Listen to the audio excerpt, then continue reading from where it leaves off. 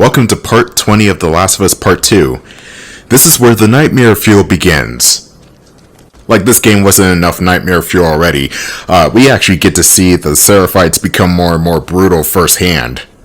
But first we gotta get through this area in an office building filled with infected. And I don't know if it's just me, but I swear I looked back at the footage and I thought I saw the 7-Eleven sign.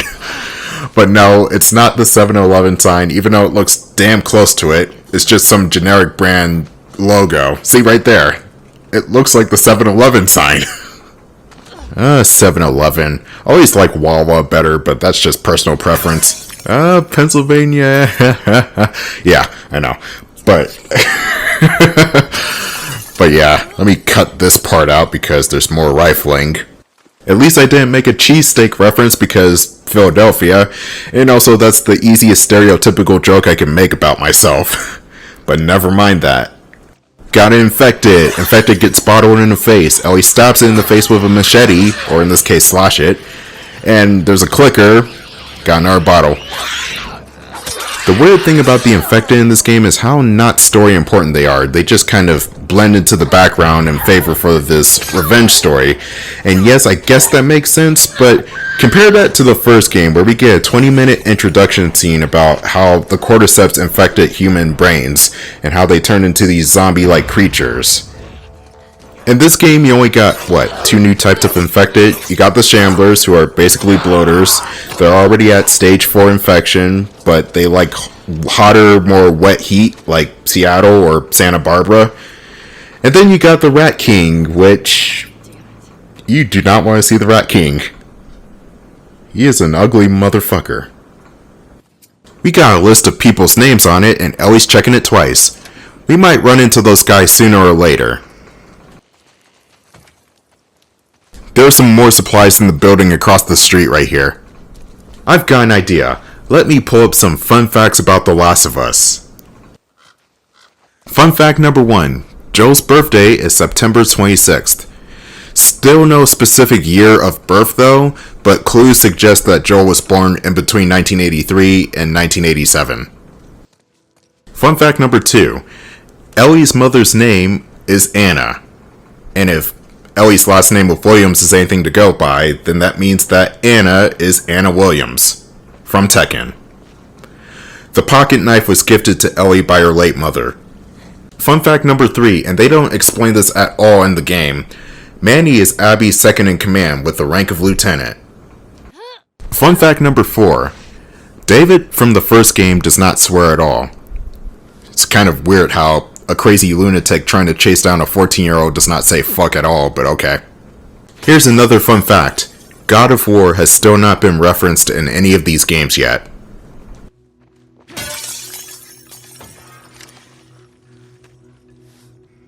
Here's a more shocking fun fact for this game, or the first game rather. Tess was intended to be the main antagonist. That's right, she was supposed to be the bad guy in the first game. And the reason why Tess turns antagonist is because she blames Joel for the death of her brothers. Maybe Joel killed her brothers accidentally, or the Last of Us rule of kill first, ask questions later. I don't know, it's a rough draft and we'll probably never find it. The reason why Naughty Dog ditched that idea is because it would have gotten in the way of the Joel and Ellie relationship. But not only that, just that, there will be nobody to tell Joel to go on this journey in the first place, unless Marlene was still in the picture, but she had to try really hard to sell Joel on this idea. So, having Tess there to tell Joel was the driving force. Another thing, the robot toy Sam was about to pick up in the first game is based off the Transformer Soundwave. Fun fact number 8, Bobby Fischer is a professional chess player. That joke Bill made in the first game went completely over my and Ellie's head.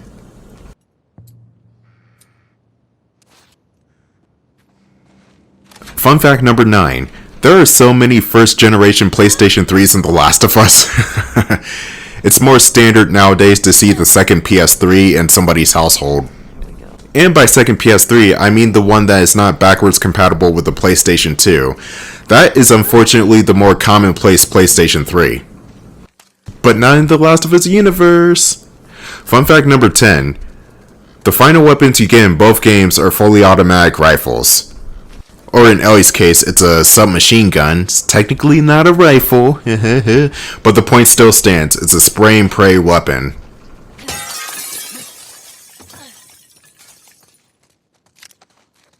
Number 11.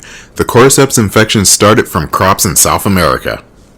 And number 12, and this will be my last fun fact for a while, the last of fun facts. Ellie was born in 2019.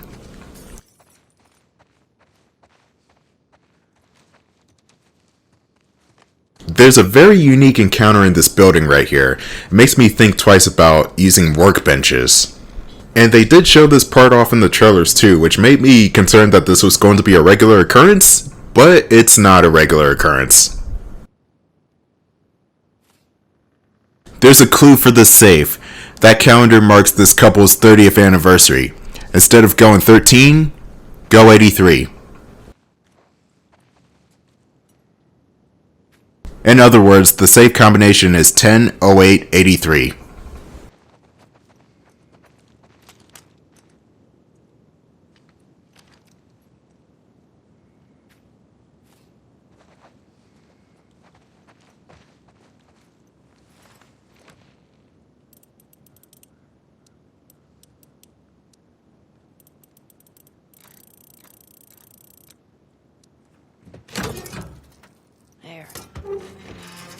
There's a shit ton of bullets right there.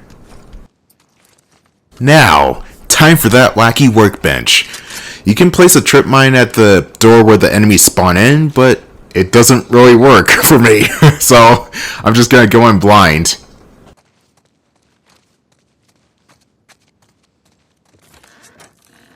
And if you're wondering, the door where the enemies come in is right here.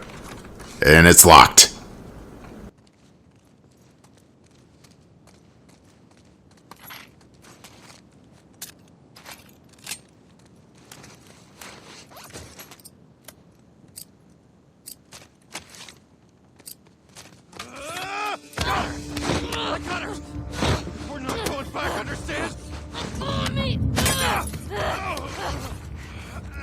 Say hello to those 4 names that were on that list earlier.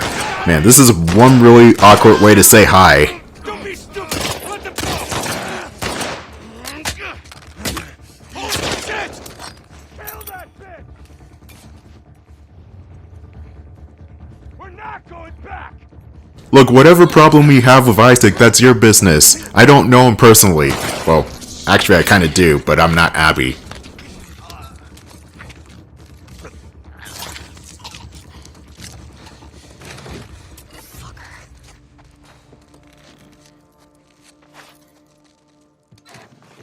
Jesus.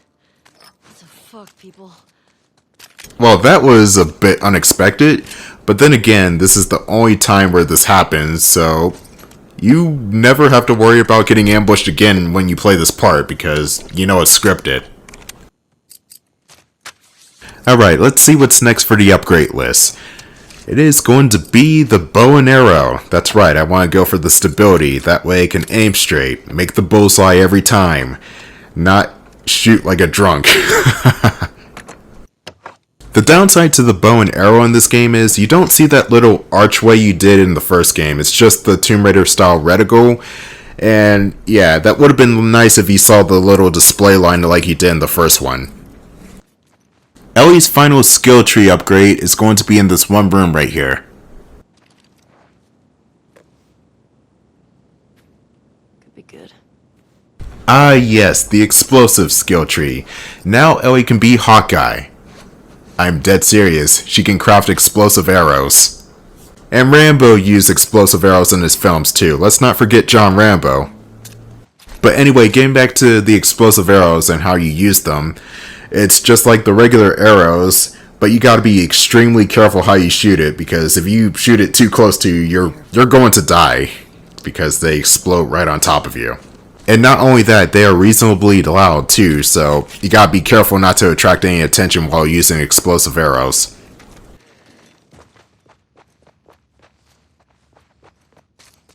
Let's see what they got in here. And I thought there was something in this laundromat, but I was sadly mistaken. Oh well, another jump cut. Well, I probably don't even need the jump cut. I could just walk upstairs. The explosive skill tree is good for your trip mines as well as your smoke bombs. For the trip mines, it just widens the area of the explosion. It's nothing too special. But for the smoke screen, it actually turns it into a smoke screen. Instead of a white puff of smoke where you can stun the enemies, you can turn it into a thick puff of smoke where you can stun the enemies and use it as a veil to get away. And I highly suggest you upgrade that as soon as possible because you need it. For this next part, you have to push this dumpster up to the top of this hill and then open the gate as quickly as you can before the dumpster makes it to the gate. I don't know why we have to do a puzzle like this, but it's in the game somehow. Dumpster, where you at? Oh, come on. Roll downhill, please.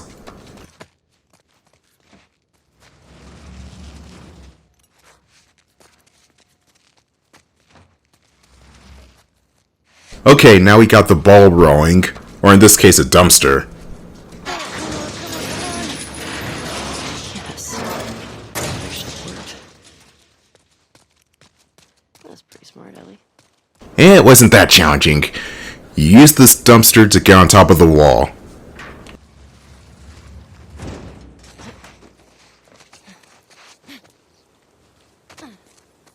Okay.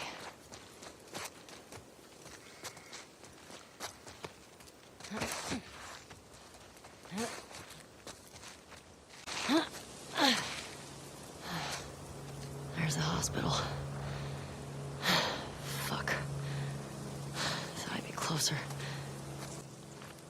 This next combat section is annoying because you got stalkers and the area is dark, and the stalkers love to hide in corners where you least expect. But with your trusty shotgun, you don't have to worry about aiming too much. Shotguns and spread shot type weapons in video games are always good, except for the rare occasions when they're not, like trying to snipe with a shotgun for some reason. That doesn't work. Unless if you're playing Perfect Dark. I swear, the shotguns in that game and in GoldenEye are that brutal. They'll just take out anybody from any distance. And there's also Grand Theft Auto 4. Say what you will about that game, it had really good weapons, and the shotguns were just beastly.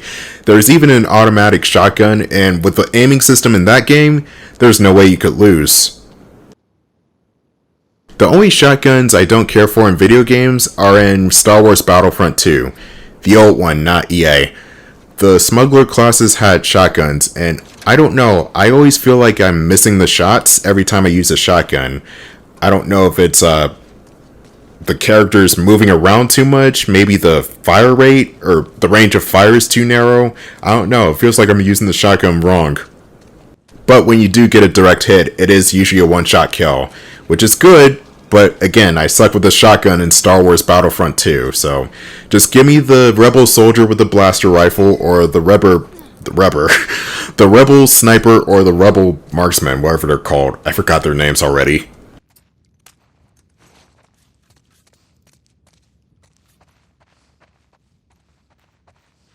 Oh. Fucking wolf. Serves you right.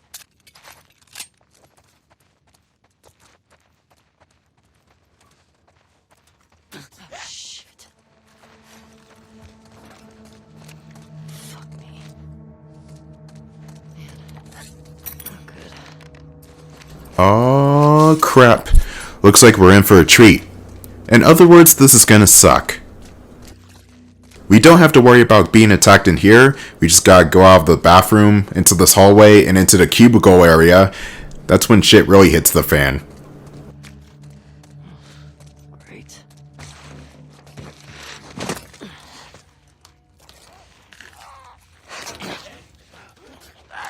Fuckers. You know me at this point. I use the bottle to open them up to a quick kill. Otherwise, I just use the shotgun for everything. And here I try my best to keep my back towards the wall because I don't want to get snuck up upon. Enter that overused SpongeBob meme. You know what? Fuck it, I'll say it myself. My leg! The stalkers in this game, and in the last game to some extent, always know where you're at. It doesn't matter if you break combat and go back into stealth, they are always aware of your surroundings. These fuckers are quiet. But there are still occasions where you can get the drop on some of the stalkers because they just don't react on time.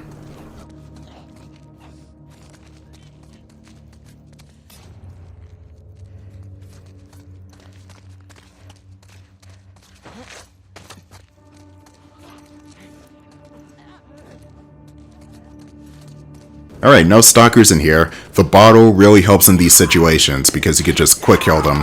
Unless a stalker just grabs you out of nowhere. That's helpful too. You know what? I'm really glad that The Last of Us Part 2 now performs at 60 frames because this is jank. The combat looks really janky. And I'm sure it looks way more janky on the computer than it does on an actual screen.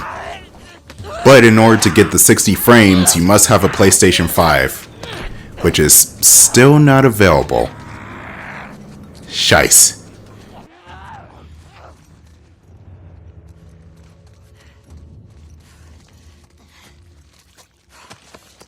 I am on the verge of death. I'm going to heal real quick. No stalker better come my way while I'm healing. Oh god, of course you do. Now let me heal.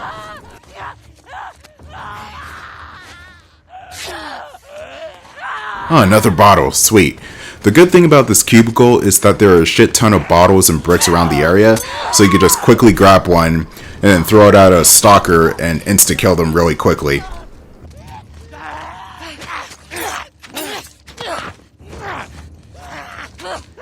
Running won't do you good, chump. You come back here. That's this side of the office done. Now we just gotta go to the other side of the office. It's like going from the US version of The Office, where the jokes are really funny, Steve Carell's awesome, and then you go to the UK office, which is not as good. It's still funny it's in its own way, but it's not Steve Carell's office.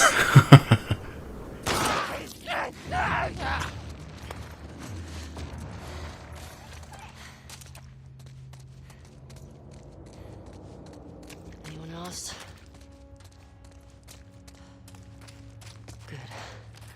Alright, let's take in that Seattle air, which I assume it's probably raining because it's always raining in Seattle, am I right? Kinda like how it's always sunny in Philadelphia, even though it's not sunny in Philadelphia all the time because that would be false advertising.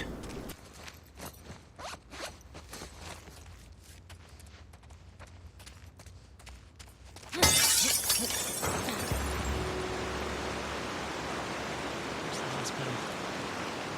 Much further. You say that, but it's probably going to take you another 2 hours and you're going to miss Abby. The strange thing about day 2 is how close Ellie and Abby actually get to meeting each other in the hospital, but circumstances prevent them from actually meeting.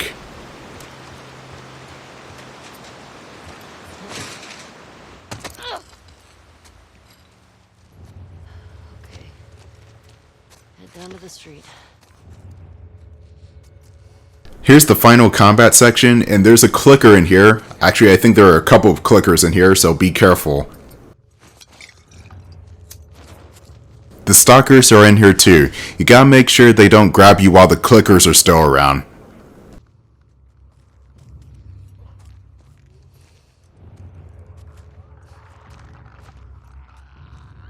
Alright, so I'm gonna use the firebomb for this clicker right here, and then everybody else should be easy pickings.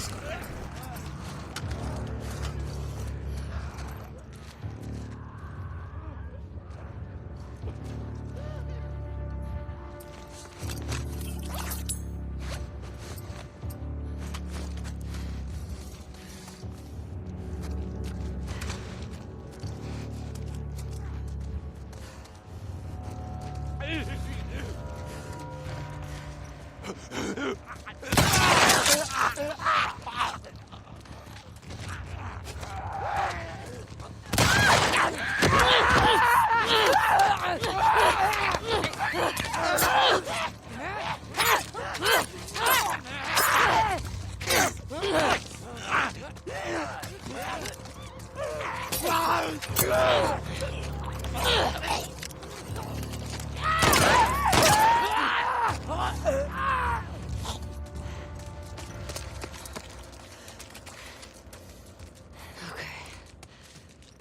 Time to go.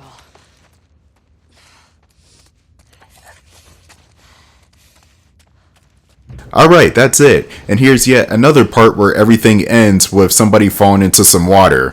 This time a giant rapid. So that's going to be the end of part 20 of The Last of Us Part 2. Tune in for part 21. Here we go.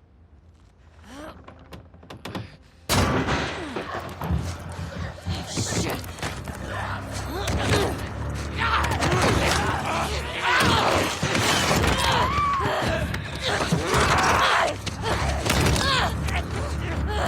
Get off of me!